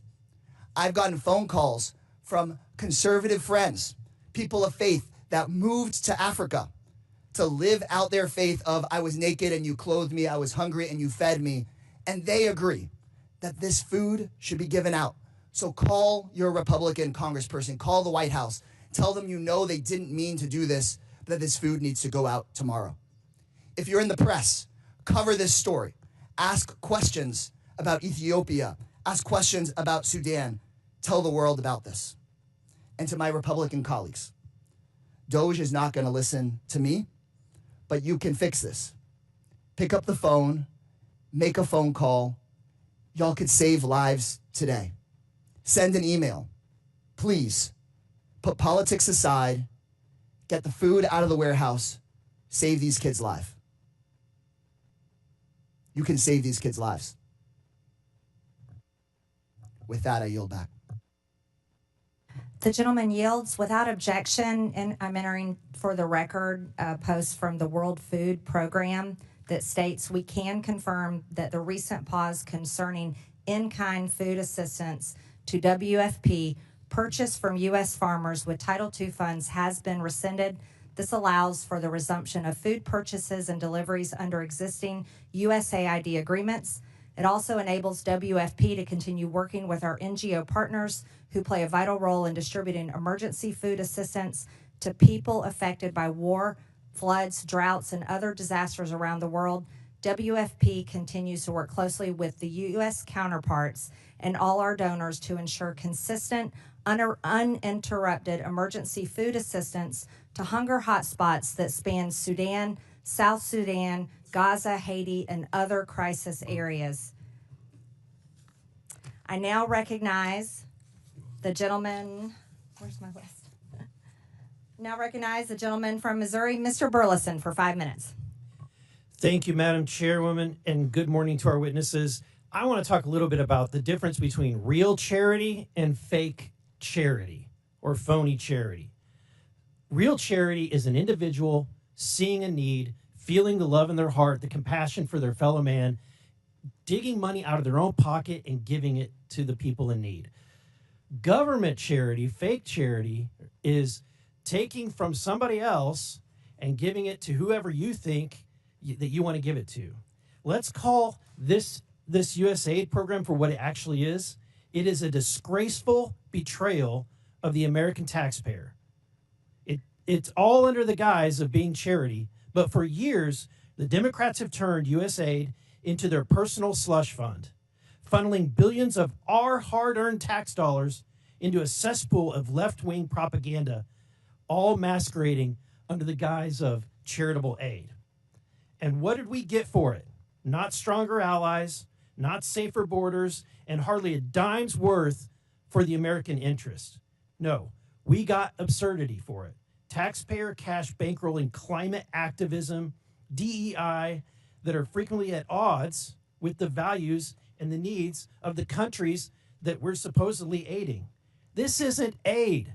It's a shakedown of our taxpayers, courtesy of the left-wing bureaucracy working with dark money networks that Mr. O'Neill described so eloquently earlier. Now, I have a question for Mr. Roman. As DOGE has recently brought to the forefront, USAID has often used American tax dollars to push leftist ideology abroad. One of these areas is exporting radical renewable energy agenda, which I believe is not only not in the best interest of the U.S., but it's also detrimental to the very countries that the aid is supposed to be helping, subsidized by anti-competitive energy policy. Can you touch on the impact that this policy has? Without being a meteorologist or climatologist or a geologist, I can't necessarily speak about energy, but I can speak more largely about the sponsorship of agendas which are anathema to American interests abroad. Specifically in the report that we published about 3 weeks ago, we were finding that there were special interests who would come to USAID contract officers, they would make recommendations, and it was basically the granting like a political commissar in the Soviet Union would do to his favorite unit, rather than looking at what was actually good for the United States. Thank you. Mr. Primorac, it was once quoted by Samantha Power. She declared that USAID is a climate agency. And so DOGE recently canceled 10 climate and clean energy programs, including a nearly $85 million award aimed at increasing clean energy in Africa. Also, a $18.7 million program for electric vehicles to be adopted in Nepal. My question to you is USAID a climate agency? They wasted a lot of money on it. I can't think of any other agenda that has caused as much poverty and hunger as the climate agenda. For example, the higher energy cost hits the poor the hardest. For poor farmers in Africa that have to rely on natural gas-based fertilizers, it became too expensive, so crop yields just plummeted. And these countries at the same time were prevented from developing their own fossil fuel industries in which they could generate the income to finance their own social services. Thank you. And my last question has to do with the promotion of values outside of the values of the United States and Western culture. As a member of Congress, I've had diplomats from other countries come meet with me in my office and beg us to stop using the aid that we're sending to their country as a leverage point to force them into doing things that their countries find abhorrent. One of those is the promotion of abortion. USAID is being used to push ideologies, including abortion ideology, across the globe. In fact, during the Biden administration, one of his first actions was to sign a memorandum reinstituting the foreign aid to abortion programs. But Mr. O'Neill, that jeopardized the same funding that was supposed to be helping people with AIDS. Yeah, we've seen throughout the Biden administration the impact of these far-left organizations propped up by the left's dark money network, pushing a host of causes, particularly on abortion. I have a big chapter talking about the prosecution of pro-life protesters. Thank you. I yield back. I now recognize the gentlelady from Texas, Ms. Crockett, for 5 minutes. Thank you, Madam Chair. I just want to see if we can level set, because I don't know if people truly understand the point of USAID. First of all, can I just ask you really quickly, each of you, yes or no? Do you believe that soft power matters? Yes or no, Mr. Unger? Yes. Yes. Yes. Absolutely. Okay, so for the American people, because I don't know that there's been a conversation about soft power, but soft power is basically our way of building diplomacy around the world. And so how we build that diplomacy probably looks different in every different administration. But the issue that I have right now is that some would argue that we've taken a butcher knife where we need a scalpel, or others would just say that we are throwing out the baby with the bathwater. But either way, we are not accomplishing our goal, because as it's been laid out, we have people that have gone hungry, we have people that have died. So let me try to make sure that people understand what it is that soft power is, which is building diplomacy. The next part of that I want you to understand, those of you that are watching, is that as members of Congress, we do have congressional oversight to the extent that we actually travel the world. We go, we sit down with world leaders, we talk to them about the programs that we have, we talk to them about trade. We also have an opportunity to go and visit and talk and see exactly how our dollars are being spent. And if you are a good member of Congress, you do that. And I do want to tell you about an experience in Africa, but I got to get through these other remarks. So if I have a chance, I'm going to tell you why I believe in this with my whole heart. We all know that my Republican colleagues have a weird fetish with dictators or wannabe dictators.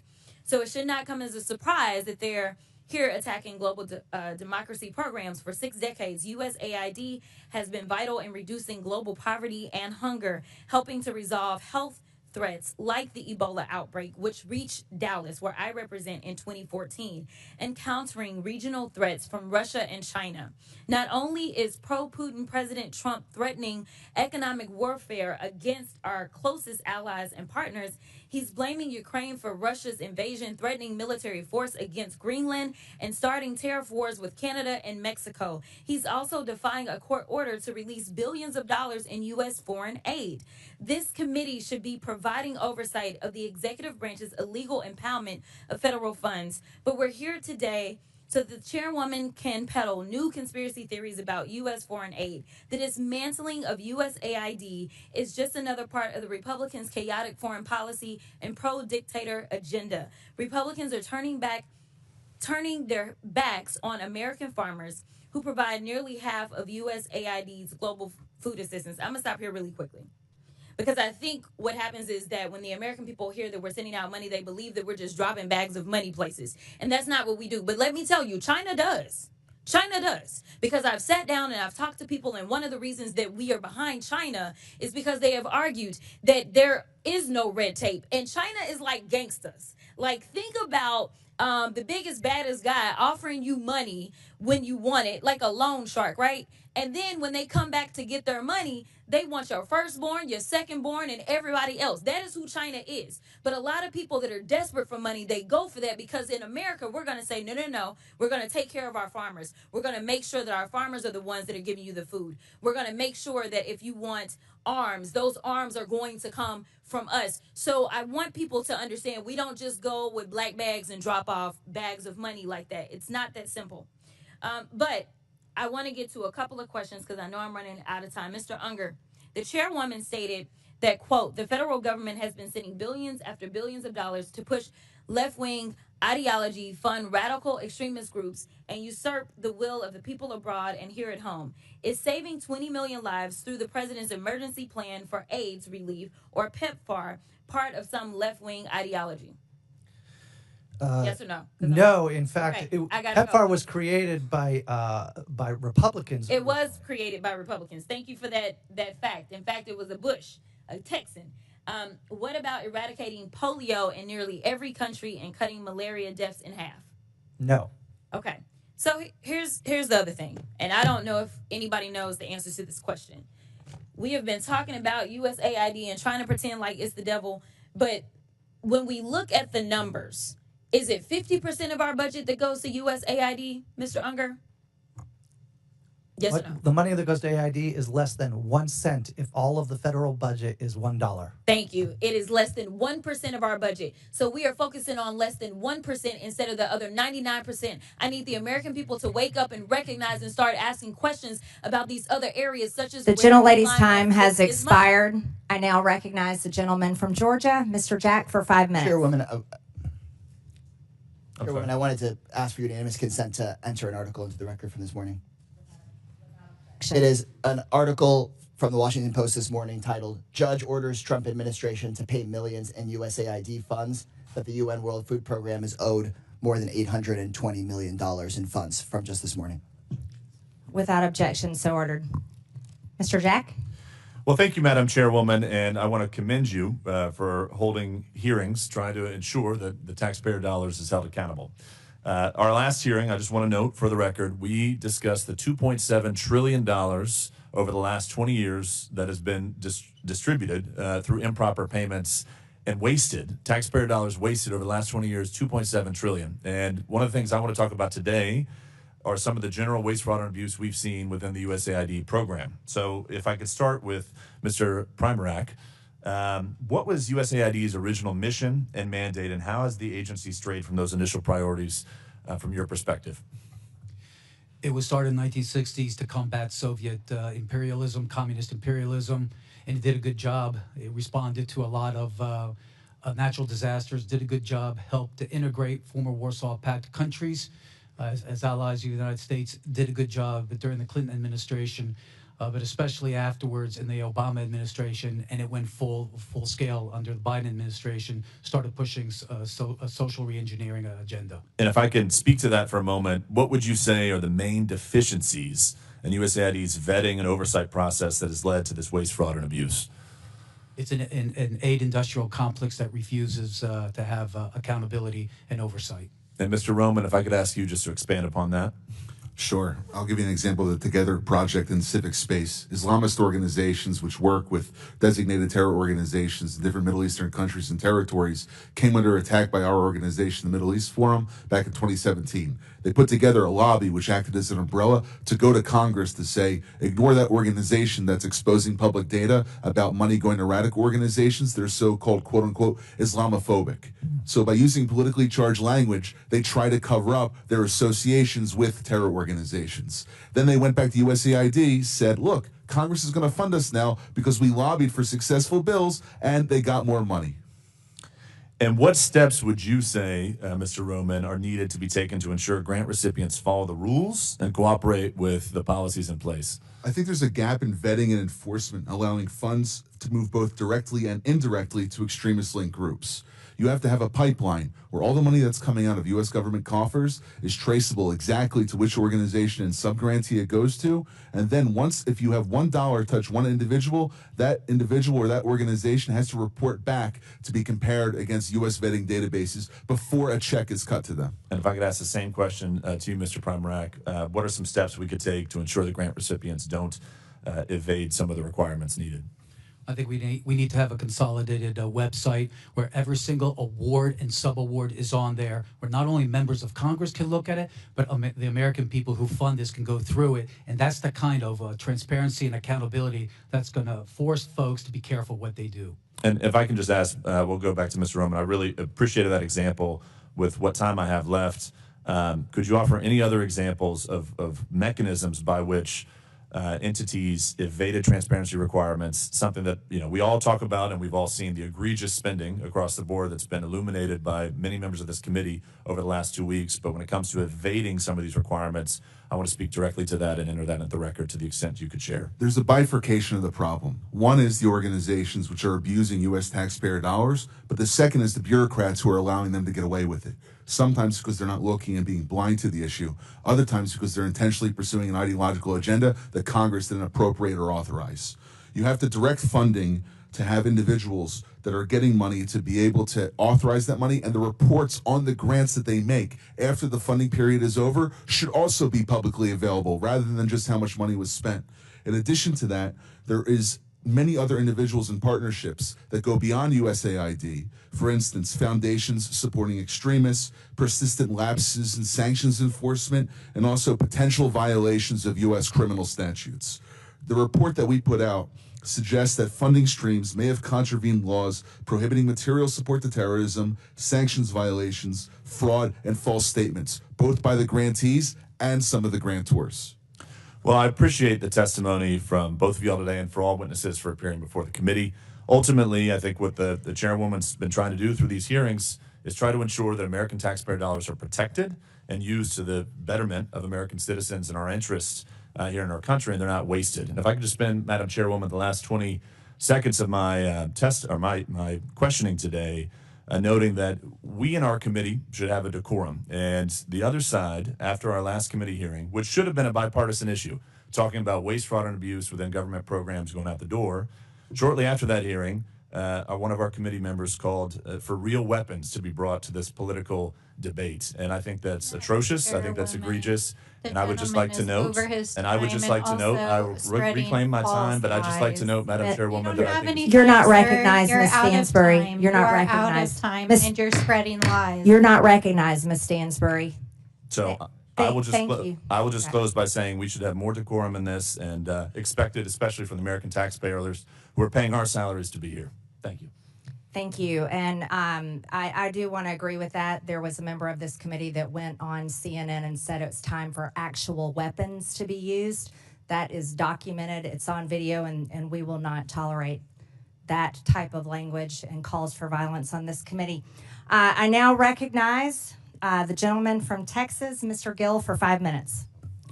Thank you, Madam Chairwoman, and thank you so much for holding this hearing today. We've heard throughout this hearing a bit more of the same shrill calumny against President Trump and Elon Musk that we've been hearing for months now. But I am happy that a few of our colleagues did concede that we need more oversight and auditing of our foreign aid. I'd like to remind them that every time Republicans try to do that and audit where government money is going, they try to stonewall us. So I hope that they will get on board with protecting the American taxpayer. I think as it relates to foreign aid, to the extent that we do engage in foreign aid, it of course should advance American strategic geopolitical interests, our commercial interests, and of course should help ameliorate major humanitarian crises. But it ought to be rooted in realism, which is a recognition that we have strategic interests abroad that we ought to advance. And it ought to be rooted in a rational conception of the way the world actually is, and not the way some leftist secular bureaucrat at USAID believes the world should be. I think that forcing transgenderism and novel sexual fetishes on more traditional cultures does not advance American interests. It alienates the United States on the world stage. We've also seen USAID money going to oppose many of our allies abroad. Madam Chair gave a few examples, and I'll give a few more here. We've seen USAID money funding efforts to influence elections in India against Prime Minister Modi. We've seen our ally Hungarian Prime Minister Viktor Orban accusing USAID of funding left-wing media outlets that are opposing him. We've seen USAID give $12.5 million just last year to the American Near East Refugee Agency, whose staff openly called for violence against Jews. The refugee agency also funded projects of the Unlimited Friends Association, which is a proxy organization for Hamas. This is not advancing our strategic interests abroad, and these are not promoting American values. Mr. Unger, I've got a couple questions for you. You've mentioned USAID as representing American ideas in action. Is that right? Yes. Do you believe that spending over $3 million for being LGBTQ in the Caribbean is a reflection of American ideas in action? I believe that the programs that are focused on global health, just and yes or food no is security, fine. Yes or no will the programs that in global health and food security and economic growth are absolutely I'm not. in the interest I'm talking about being LGBTQ in the Caribbean. Is that a reflection of American values? Yes or no? I believe the programs that you're referring to are a reflection of I'll human take rights. that as a yes. What about spending $70,000 for the production of a DEI musical in Ireland? Is that a reflection of American ideas in action? Yes or no? Yes. Yes. Okay, great. Do you think that spending $2 million for sex changes and LGBTQ activism in Guatemala is a reflection of American values? The information that you are using is Yes so or no? faulty that it doesn't. It's a yes or no subscribe question. To USAID It's a- projects. No, that is a direct description of what we're spending our tax dollars. Do you think that sex Is that- changes and LGBTQ activism in that what Guatemala is that coming is an from? accurate reflection of American values abroad? Is It's a that yes or data no coming question. from DOGE? Is that a yes or a no?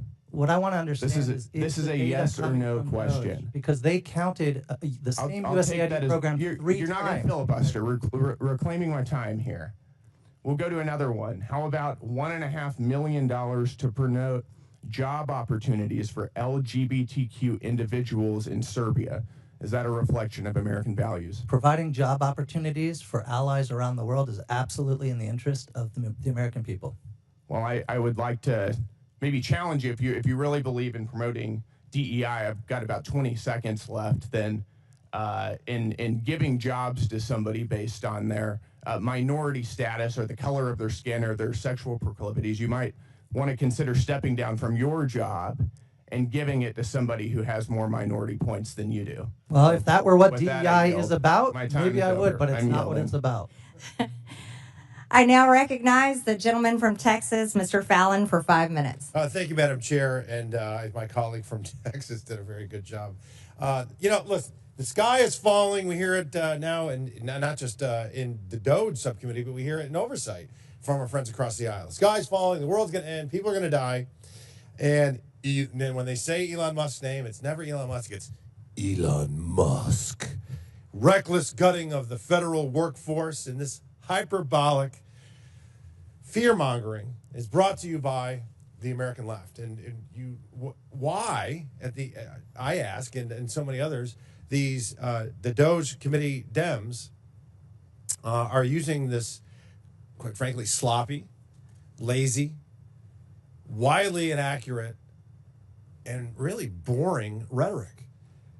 Because this administration and this president is finally acting boldly, because so many administrations in the past haven't. They're acting boldly and courageously to ensure, wait for it, that the American taxpayers' dollars fund federal workers that work. I know that may be a radical concept to some. Now, let's set the record straight as well. Secretary Rubio has made it sure. He issued a blanket waiver for any life-saving aid. I think it's $72 billion that we're spending. Is USAID the perfect vehicle for this aid? Of course not. We found that it isn't. And we also recognize that China has that Belt and Road Initiative, and they're licking their chops. And if we took that $72 billion out, they're going to fill that vacuum. So that's just hyperbolic nonsense that we do not recognize that there's a role to play for the United States in the federal aid space.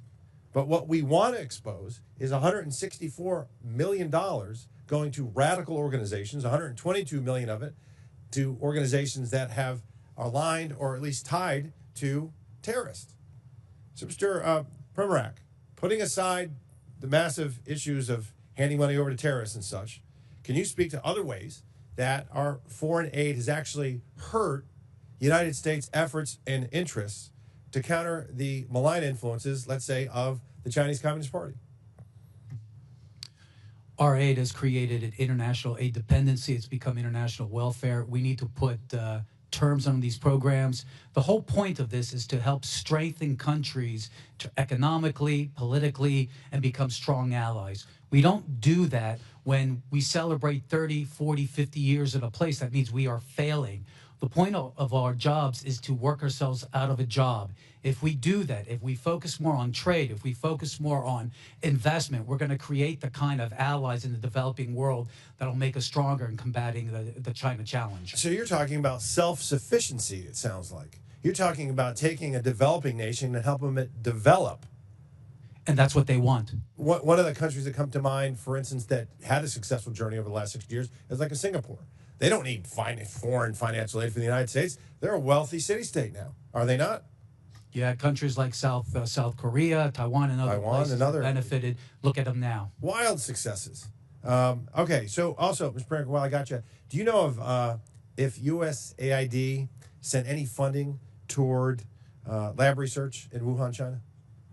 Just what I've seen in the newspapers. Yeah, clearly we shouldn't be sending our foreign aid to China when they're our greatest adversary. Mr. Unger, thank you for being here. Just to follow up on some of the things that Mr. Gill was asking you, $2 million, and this is a source. This is from the Federal Award Identification Number, so this clearly happened on the USspending.gov website.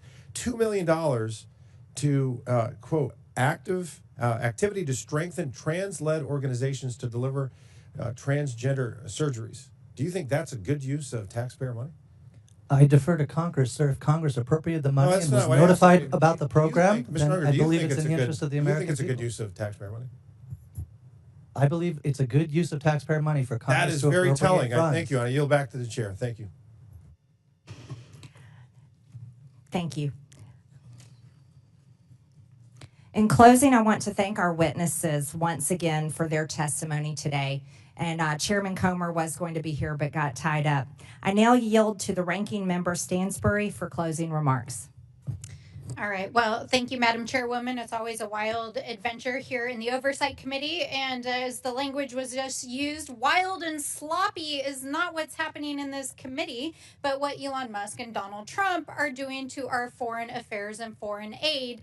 And in fact, if my friends across the aisle would like to understand the real world impacts of the tens of thousands of Americans who've been laid off and the people who are suffering around the world, go home and talk to your own constituents, because we know they're coming to your town halls, and we know that behind closed doors, you are calling the president and you are calling secretaries and telling them that your constituents are upset and that you don't support what they're doing.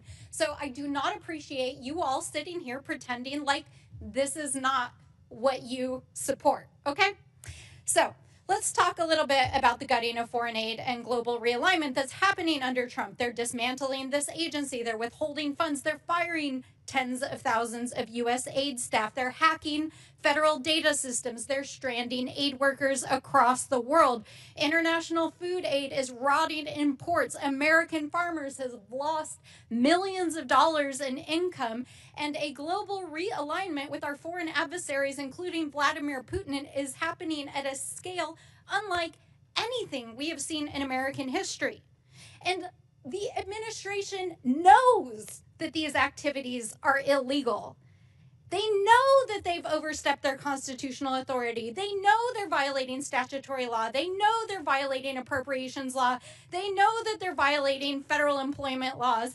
And they know that they are reversing American foreign policy in a way that we have never seen before. And Donald Trump and his allies are trying to redefine the Constitution by tweet. They're threatening federal judges, intimidating federal employees, and yes, even members of Congress using the Department of Justice. And why? We don't know, because not a single person from the administration has come here to testify in this committee or in any committee about what DOGE and Elon Musk are actually doing. And if you look at the so-called transparency that Elon Musk put online, the math does not add up. Talk about wild and sloppy. Our friends across the aisle like to talk about how he's some sort of genius. And this dude couldn't even post a simple spreadsheet that adds up. It's literally off by tens of billions of dollars. You guys, that's wild. I mean, like, literally, that's wild. But in spite of this, our friends across the aisle are acting like everything's normal. And last night, they passed a budget resolution that not only is going to gut Medicaid and Medicare, but is going to make these cuts and federal firing permanent, even though they know it is making America less safe.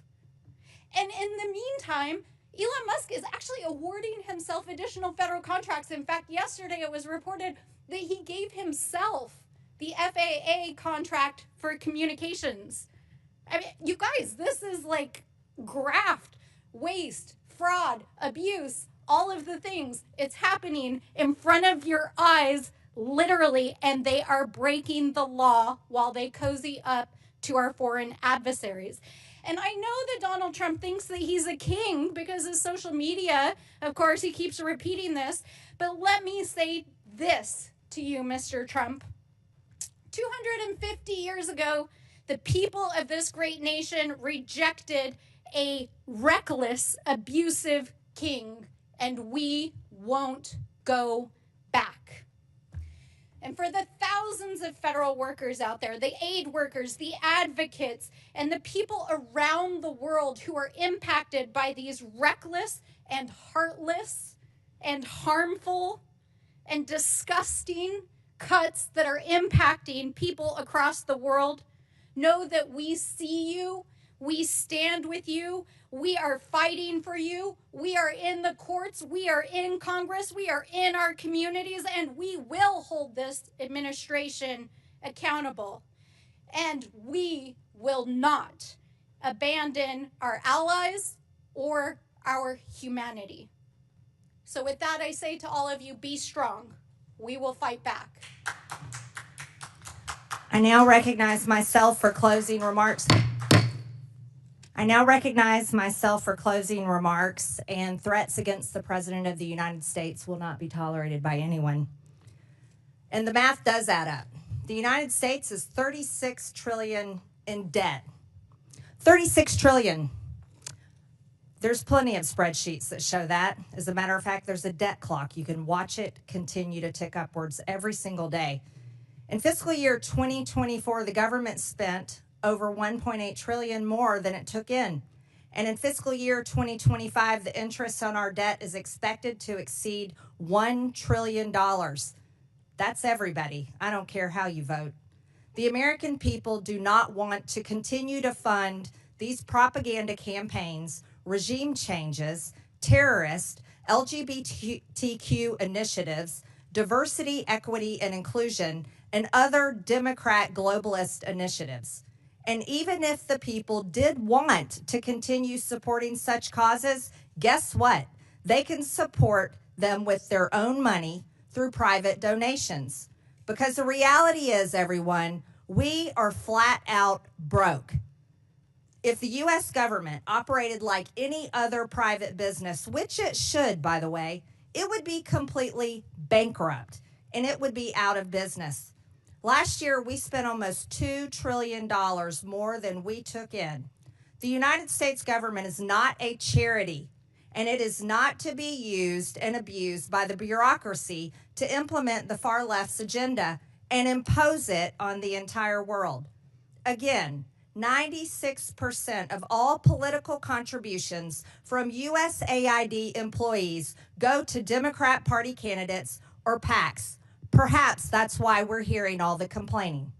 The revolving door between USAID employees and NGOs that receive USAID funding is undeniable.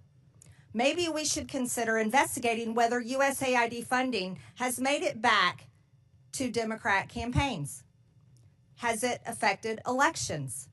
The real questions the American people deserve to know answers to are these. Why are we funding 9 out of 10 news outlets in Ukraine? Why was former USAID Administrator Samantha Power visiting Hungary for the purpose of strengthening democratic institutions when Hungary is a country that is strongly democratic and members of the EU and NATO? Why was USAID co-funding joint programs with George Soros' Open Society to promote radical social agendas throughout the developing world? Why is USAID involved in the canceling of elections in Romania? Why is USAID involved in funding court changes in Albania that resulted in the prosecution of the Albanian opposition leader?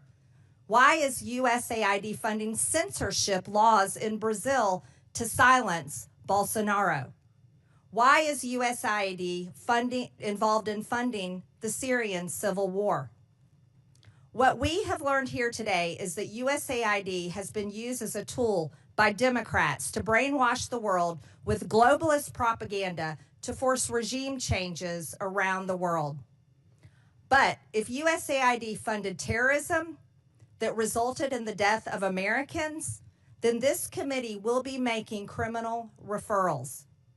Lastly, if this is the funding that has come from the USAID, the United States Agency for International Development needs to be abolished. With that and without objection, all members have 5 legislative days within which to submit materials and additional written questions for the witnesses, which will be forwarded to the witnesses. If there is no further business without objection, the subcommittee stands adjourned.